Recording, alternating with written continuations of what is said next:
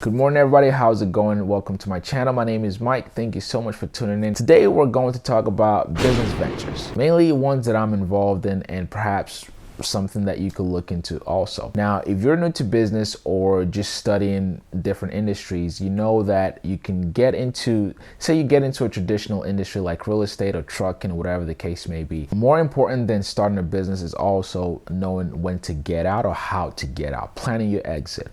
And at least that's my motto for me personally. I encourage every entrepreneur that if you're going to start a business today, then you should also start your exit strategy along with the growth of that business. Depending on what industry that you're in, your exit strategy will be different in the sense that the valuation of your company or your business will be different. A traditional company may have 3 times the revenue, or what they call EBITDA. You might have 3 times that, or it might have 5 times that. In tech, for example, if you're building something in the tech space, we know they have a higher valuation, meaning 10 times, 20 times your EBITDA or 20 times your gross revenue. Also, in traditional markets, you have usually multiples of the net revenue, but in tech space, you have multiples of the gross revenue, which makes it a lot attractive for both investors and also for builders and entrepreneurs. So let's focus on the tech space, which is the space that I'm in. And right now, what is hot is marketplaces. When you think of marketplace, think of your eBays of the world, think of your Amazons of the world, think of your Airbnbs of the world, or Turos of the world. These platforms or these types of businesses are sexy right now, and they've been sexy for over a decade. And the reason why marketplaces are sexy is the sense that you don't really own any inventory, right? Think of your Amazons of the world now, although Amazon have their own products, but if you're a seller on Amazon, you don't have to own any inventory. Same thing with even Facebook. You can add Facebook in there, or Turo, or the biggest player here, Airbnb. Airbnb basically provides a marketplace that facilitates transaction. They bring person A and person B together, and they take a fee or fraction of the total transaction. That's really the business models for most marketplaces. Right now, it's a sexy space to be in when it comes to tech. And that's a space that I'm also in. So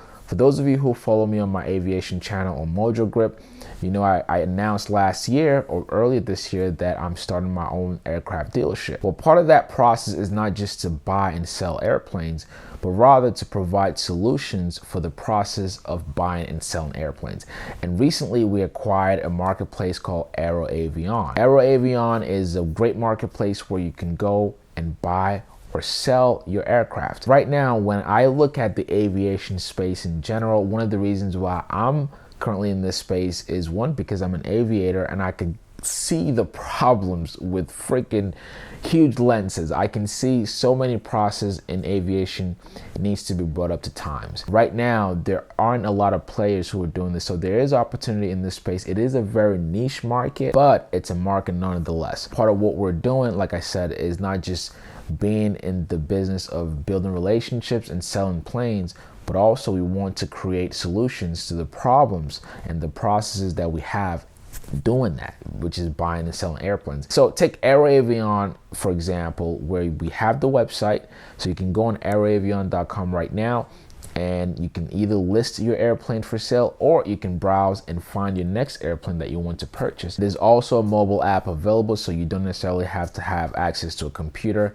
You can just download the app and get the same experience. Now, when it comes to the business model of AeroAvion, very similar to any other marketplace, is we bring a buyer and a seller together and we take a fee from the transaction. So say, for example, Mike is looking to buy an airplane. He goes on aeroavion.com, he finds an airplane of his dreams or fitting his mission, and he contacts the seller. So AeroAvion will get you the contact of the seller, and you purchase your airplane through aeroavion.com. Basically, from the transaction, we take our fee, and boom, everybody's happy. And our second business model with AeroAvion is we provide a marketing service for brokers and dealers.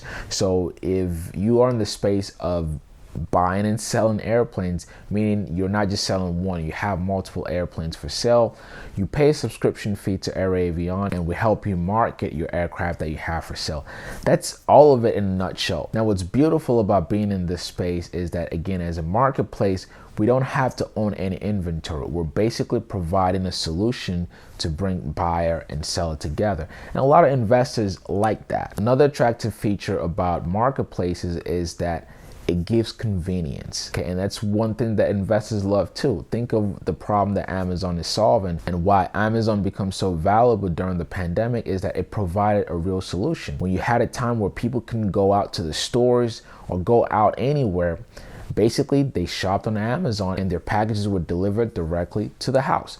And so this is the same convenience that most marketplaces will provide. Not only does it take away from the traditional way of doing business, for example, with Turo, if I needed to rent a car normally, I would have to go to an airport or to Enterprise, one of the big name renter or car rental companies, or same thing with Airbnb. Normally I would have to book a hotel, whereas now I could book a room in somebody's house for a fraction of the cost. So there is that factor also, that one, it provides convenience, but also it provides lower costs across the board. All these things make marketplaces more attractive. Again, not just to entrepreneurs, but also to investors. I say all of that to say this, that marketplaces are here to stay. When you just look at our behavior as a society, it's geared towards this trend. And for a lot of people, especially entrepreneurs, if you're looking to start on a business or venture, this may be one industry to consider. Independent, it doesn't matter what market that you're in, you can create the same solution for that market where you bring buyer and seller together. And the key factor here is arbitrage, which is something I repeat in all of my videos. That's basically what's happening, arbitrage in some way, shape, or form. But anyway, that's a topic for another video. But I hope you learned something in this one, and I hope you got educated. If you did, please give the video a thumbs up and also subscribe if this is your first time. Again, thank you for spending time with me, and I will catch you on the next video. Peace.